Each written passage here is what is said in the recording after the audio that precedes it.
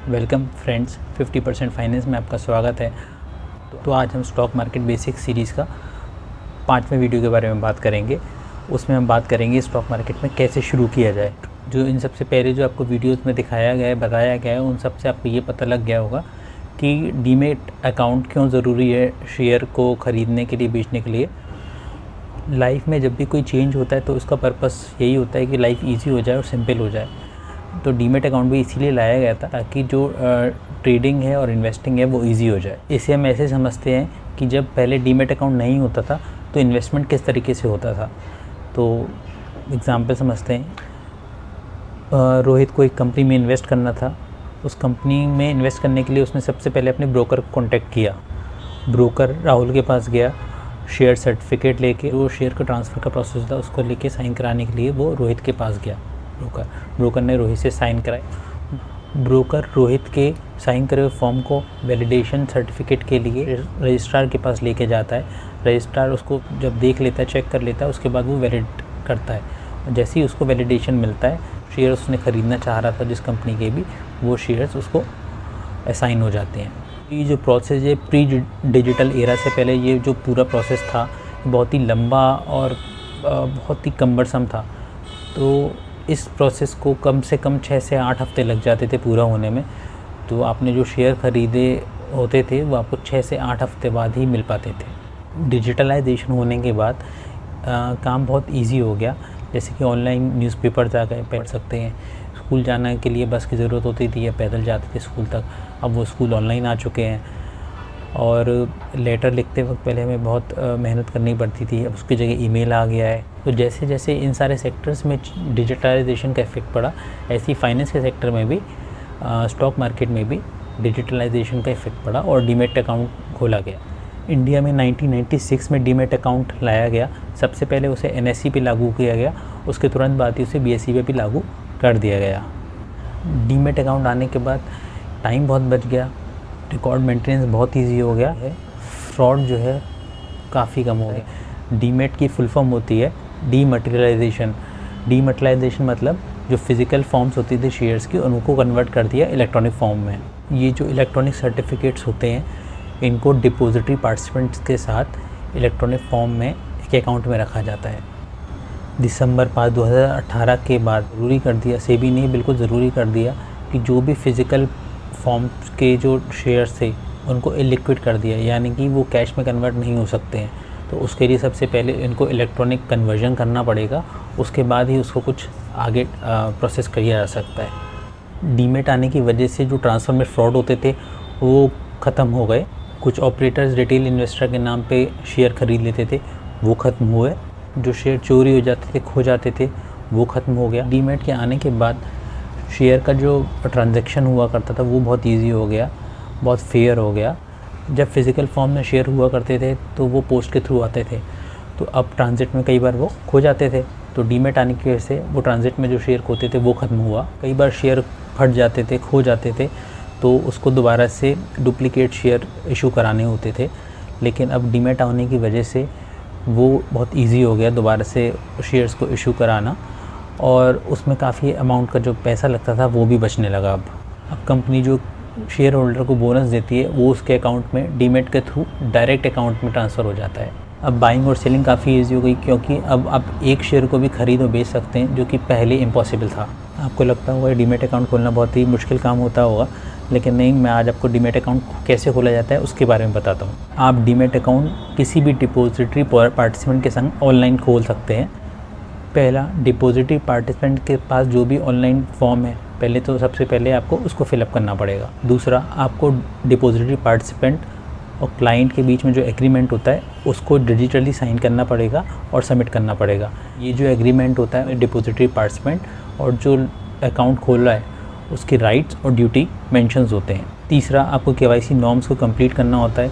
जो भी आपको डॉक्यूमेंट रिक्वायर्ड होते हैं उसको ऑनलाइन सबमिट करना होता है और उसे वेरीफाई कराना होता है। इतना सब प्रोसेस करने के बाद आपको एक क्लाइंट आईडी मिल जाएगी और एक डिपॉजिटरी आईडी मिल जाएगी। ये जो आईडी आपकी बनेगी ये यूनिक होगा इस पूरे डिपॉजिटरी सिस्टम में। अकाउंट एक आदमी कितने ही डीमैट अकाउंट खोल सकता है। अब ये जानते हैं कि आपके पास फिज़िकल फॉर्म में जो भी शेयर सर्टिफिकेट हैं उनको डीमेटेरियलाइज़ कैसे कराया जाता है, तो इस प्रोसेस के बारे में समझ लेते हैं। पहले आपको एक डीमेटेरियलाइजेशन फॉर्म होता है, उसको फिलअप करने का, जो कि आपको अपने डिपॉजिटरी पार्टिसिपेंट से मिलेगा।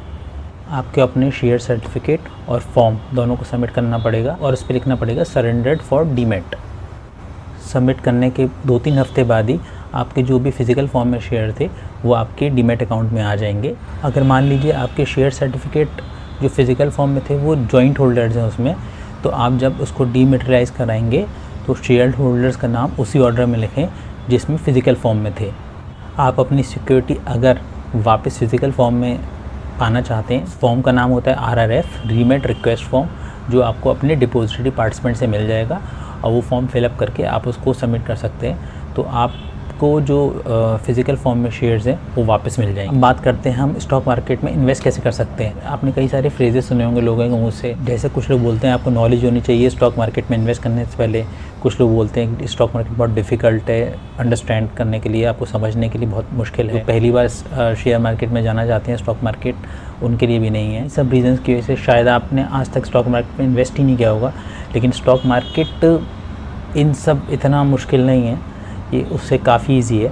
तो जानते हैं कैसे इन्वेस्टमेंट होता है स्टॉक मार्केट में। पहली बात, स्टॉक मार्केट में आप वही पैसा इन्वेस्ट करें जो आपके पास सरप्लस हो। कभी लॉस भी हो जाए तो आपको उसका खोने का डर ना हो, दर्द ना हो ना। दूसरों की सलाह से इन्वेस्ट करना बिल्कुल बेवकूफ़ी है। सबसे पहले आप अपना खुद की जांच कर लें इन्वेस्टमेंट करने से पहले, उसके बाद ही स्टॉक मार्केट में इन्वेस्टमेंट करें। तो सबसे पहले मान लीजिए आपने एक कंपनी में इन्वेस्ट करने का मन बना लिया है, उस कंपनी की आपने रिसर्च कर ली है, उस कंपनी के फ्यूचर ब्राइट है, ये भी आप जान चुके हैं कि ये कंपनी आगे चल के अच्छा कर सकती है, तो उस कंपनी में आपको इन्वेस्ट करना है। तो अब कैसे इन्वेस्ट करेंगे उस कंपनी में, हम वो जान लेते हैं। सबसे पहले तो आपको अपना एक ट्रेडिंग अकाउंट खोलना पड़ेगा एक ब्रोकर के साथ। कि स्टॉक मार्केट में आप डायरेक्टली बाय सेल नहीं कर सकते हैं, तो उसके लिए आपको ब्रोकर या ब्रोकरेज फर्म की ज़रूरत होगी ही। ट्रेडिंग अकाउंट खुलने के बाद आप स्टॉक्स को बाय सेल कर सकते हैं स्टॉक एक्सचेंज पे जो भी लिस्टेड हैं। आपने कोई रिक्वेस्ट डाली ऑर्डर को बाय करने की, अब वो ऑर्डर ब्रोकर के थ्रू ब्रोकर ने स्टॉक एक्सचेंज पर ट्रांसफ़र कर दिया। स्टॉक एक्सचेंज ने देखा कि कोई बेचने वाला है क्या उस ऑर्डर को, आपको ख़रीदना है उसको बेचना है। अगर उसको वो मिल गया कि बेचने वाला है उसी प्राइस में, तो फाइनली वो उसी प्राइस में अगर आपको मिल रहा है तो वो ऑर्डर फाइनलाइज हो जाएगा। जैसे ही ऑर्डर आपका जो बाय वाला ही कंफर्म होगा, स्टॉक एक्सचेंज आपके ब्रोकर को सूचित करेगा और स्टॉक ब्रोकर आपको एक मैसेज भेजेगा कि आपका स्टॉक ऑर्डर जो बाय का लगा हुआ था वो कंफर्म हो गया। तो ये जो प्रोसेस आपने सुना, इसमें कुछ फ्रैक्शन ऑफ सेकंड्स लगते हैं, जो कि बहुत जादुई सा है।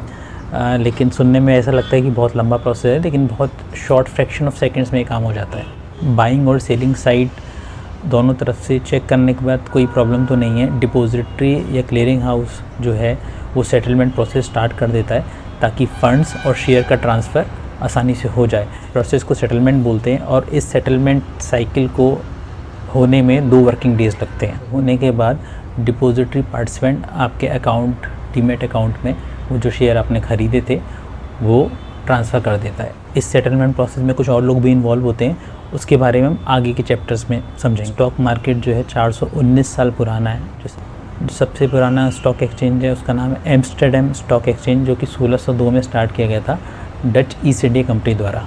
तो क्या दोस्तों, आपको समझने में स्टॉक मार्केट में किस तरीके से शेयर को बेचा ख़रीदा जाता है, इसमें आपको क्या परेशानी हुई? अगर परेशानी अभी भी परेशानी हो रही है तो नीचे दिए गए कमेंट्स में कमेंट ज़रूर करें। मैं और अच्छी तरीके से आपको इन्वेस्टमेंट के बारे में या ट्रेडिंग के बारे में बताने की कोशिश करूँगा। अब दोस्तों, हम जानते हैं स्टॉक मार्केट की जो परफॉर्मेंस है वो कैसे पता लगती है, उसको कैसे एवेल्यूएट करेंगे, कैसे समझेंगे किस तरीके का मार्केट चल रहा है। तो उसमें 2 टर्म्स का यूज़ होता है, बुल और बियर। आपने कई सारे चैनल्स में सुना होगा कि बुल मार्केट आया हुआ है, बियर मार्केट आया हुआ है इस टाइम। तो न्यूज़ चैनल जो बिज़नेस चैनल्स होते हैं उनमें भी सुना होगा। तो बुल बियर के बारे में समझते हैं। बुल मार्केट का मतलब है स्टॉक मार्केट बढ़ रहा है या फिर स्टॉक का प्राइस बढ़ने वाला है, और बियर मार्केट का मतलब है स्टॉक का प्राइस कम हो रहा है और या फिर उसका स्टॉक मार्केट गिरने वाला है। लेकिन बुल और बियर ही क्यों कहा जाता है मार्केट को? करता है काम। बुल अपने जब भी किसी से लड़ता है तो किस तरीके से लड़ता है? बुल अपने सींग को लेता है और सींग से वो अपने अपोनेंट को, जो आप उसके सामने जो जिससे भी लड़ रहा होता है, उसको अपने सींग से ऐसे उठा देता है ऊपर की तरफ। तो जब वो ऊपर की तरफ उठाता है, वही कंपेयर किया गया स्टॉक मार्केट से।